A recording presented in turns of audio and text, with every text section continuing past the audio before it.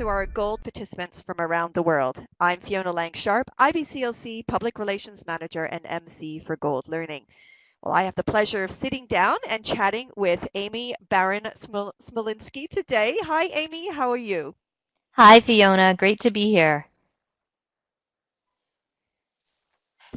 Well, we're certainly very excited to have you back, Amy. And when we saw that this was the topic that you wanted to present on, it just, for me, it threw lots of light bells off, because this is something that right now I think is extremely important, and something that we're not really seeing a lot of material on. So I'm so appreciative that you've been able to put this together and that you're going to be presenting on it at our upcoming Gold Lactation Online Conference 2017. However, I do want to just take a step back. For our listening audience today, I would really love it if you could reintroduce yourself to those who know you and those that haven't met Amy before. She has quite the story. But Amy, go ahead and introduce yourself. And then perhaps once you've done that, you could go ahead and tell people what you do on a day-to-day basis. Okay, yes, my name is Amy Barron Smolinski. I am the Executive Director of Mom to Mom Global, which is a network of breastfeeding support and advocacy for military families. We support U.S. military families that are stationed around the world. And I also am working with a working group to build a military breastfeeding coalition, so doing a lot of policy work.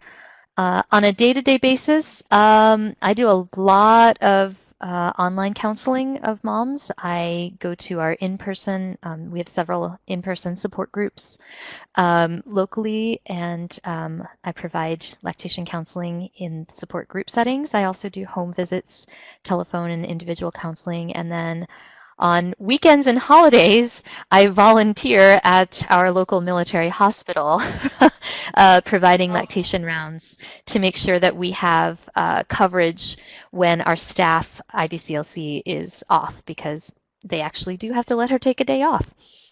mm, wow. So you really don't have many minutes to spare, and it sounds like you're really, you're really in right in everything, the thick of things all the time. Yeah, yeah, we kind of live, eat, sleep, and breathe boobs around here. Well, that's fun. And I mean, much appreciated. I know you spoke about mum to mum when you were here before, and it's just it's phenomenal. I've seen it. It looks like it's growing too, Amy. I'm guessing that the demand is going up, that you're seeing more and more people wanting to connect on this topic as well. We have, yes. We have been through a period of rapid growth since the last time I Right. was Good. fortunate to be at Gold. And we've become now a national nonprofit Oh, organization, and wonderful. we currently have around 13 chapters, and we have about a half a dozen more that are in various stages of becoming chapters. So Wow. we're very excited. We have presence in Europe, we have presence in the United States, we have a presence in Alaska, and we're getting started in Asia as well, in Korea and Wow. Japan. So That's yeah, amazing. so we're very happy to be able to provide Yeah. that support for families. That is wonderful because that's what I mean, that's what continues to help us all grow, that peer-to-peer support. It's wonderful to hear that growth. I'm really excited for you, Amy. So definitely keep us posted on that. I love reading those updates that you put online for sure. So let's talk about your topic at hand here. Your presentation is titled When Tears Flow and Milk Doesn't, Supporting Through Breastfeeding Grief. Now, this is something I think as lactation consultants that we do see on a regular basis because generally we're getting called in, Amy, when there are problems, and Right. sometimes it's in the very later stages of support that we come into. Unfortunately, we're still working our way into finding ways to be with mums in those very early days. But yes, sometimes we can be the last call that they make if they've been in the healthcare system with their physicians, and they haven't really known that we are even in the community, right? Yes, definitely. And I think one of the things that I've seen is because I have such a broad experience, I do work with moms in the hospital in those first few days, sometimes in the first few hours. And I also see them weeks, months later. And one of the things that really jumped out at me is that breastfeeding grief can happen at any time. I mean, I've seen moms who have had traumatic births and, 6 hours after giving birth, they're already grieving. Their expectations are not what's really happening is very different from what they expected. Right. And so that's kind of throwing them into a tailspin and causing a lot of real distress. And then, of course, then you see the moms that everything's going great. We got this down. It's no big deal. And that's the mom who calls you 2 weeks or 4 weeks down the line and says, I don't think I have this down. And then she starts Yes. crying on the phone. Oh, Um, yeah. so I think it's really important. What really made this jump out at me, though, was the experience of multiple times, coming into contact with women who were much older, women who had finished their infant feeding journey years before, sometimes decades before. And as soon as they find out what I do, they all tell me their story. They all want to tell you their story once they know that you're a lactation consultant. And these are women who may be in their 50s and 60s. And they'll say, oh, I breastfed all my children. Or they'll say, oh, I wish I'd had a lactation consultant. I tried to breastfeed and it just didn't work out. But whatever their story is, they carry that with them. And it's an integral part of who they are as a parent and as a grandparent sometimes. And so I got to thinking about how that Right. grief really impacts what your story is, what your journey is as a parent for the rest of your life. That's incredible, Amy. I think that you've spoken the words of many that we've seen, and some of us have lived it. And I think that in this topic, again, sometimes we don't have a lot of time. I mean, this is the other problem. I think it's a societal issue as well. Time is of the essence, but I think that this is something that, in addressing this, actually perpetuates great behavior moving forward, so that women who have experienced grief could not only continue to move forward, but actually have hope, which is something that I think is extremely important as well.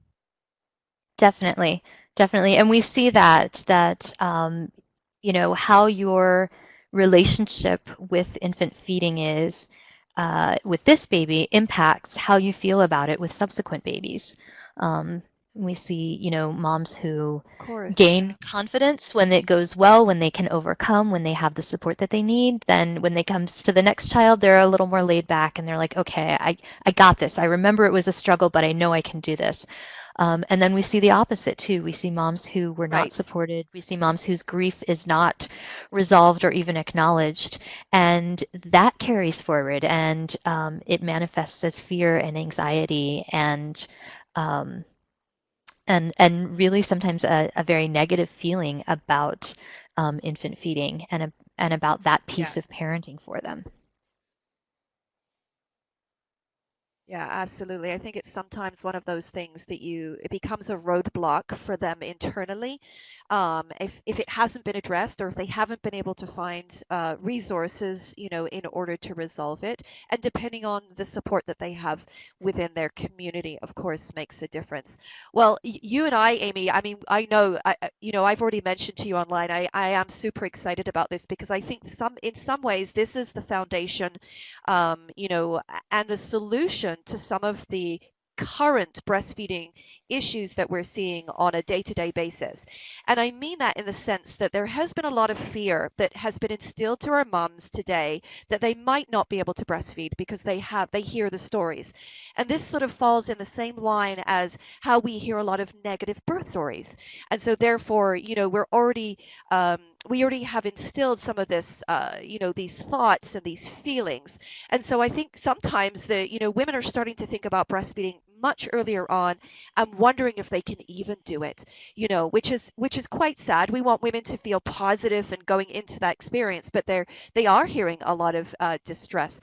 So I hope through this work, we can start to see more of a foundation in building, that there's an acceptance of what happens, but there's also a moving forward of what happens as well. Absolutely. And I think one of the things that I touch upon in my talk is the idea that as lactation supporters, we are really ambassadors Fully. for breastfeeding. And it doesn't matter uh, when this woman tells you her story or when this parent tells you their story of infant feeding, it's still there, it's still very raw, and they still remember the moment. Whatever the outcome of the story, whether it was positive or negative, they can tell you the exact moment when they decided they were going to continue or when Wow. they decided they were going to stop, whether they wanted to or not. They That's remember who incredible. said what to them that made that impact.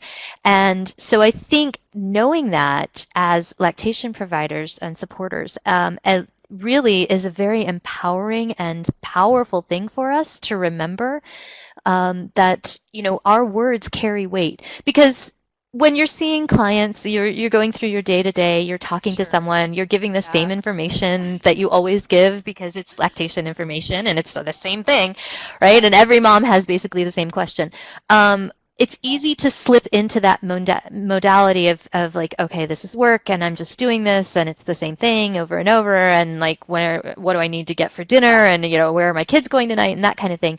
But I think it's really important for us to remember that even though this is just day-to-day work for us, every interaction we could be Right. that life-changing moment for that mom.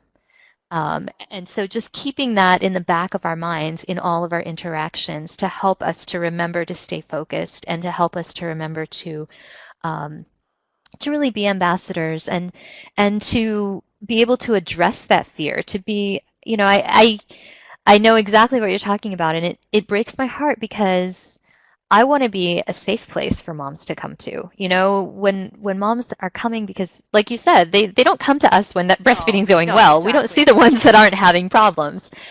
Um, and so when they're coming, they're bringing their broken hearts, they're bringing their cracked nipples, they're bringing their babies who are struggling, and they're asking in a very Yes. vulnerable way, "Can you help me?" And so being able to honor that process and honor their feelings and create a safe space where that mom feels supported in making and in making the infant feeding decision for herself. Whatever her decision is going to be, giving her the space to feel supported so that she feels positive about it and she can carry forward a positive, empowering feeling that helps build her confidence as a parent. I think that's really That's what wonderful. we are Well, called to thank you do. so much, Amy, for being here with us today. It's been so lovely chatting with you and hearing. I mean, I think we got more than a snippet of what's coming up, but I am so appreciative that the conversations are happening, and that you're going to be presenting on this topic. So, for our listening audience, again, Amy will be speaking at our conference, our Gold Lactation Online Conference 2017. Now, she's going to be speaking on Monday, the 24th. You can check out the local time for yourself on our website at www.goldlactation.com. And again, her presentation is titled When Tears Flow and Milk Doesn't, Supporting Through Breastfeeding Grief. Thank you so much, Amy, for being with us here today. And Thank you, thank you Fiona. again to Always our a listening pleasure. audience for joining us. We look forward to having you back again. Bye bye for now.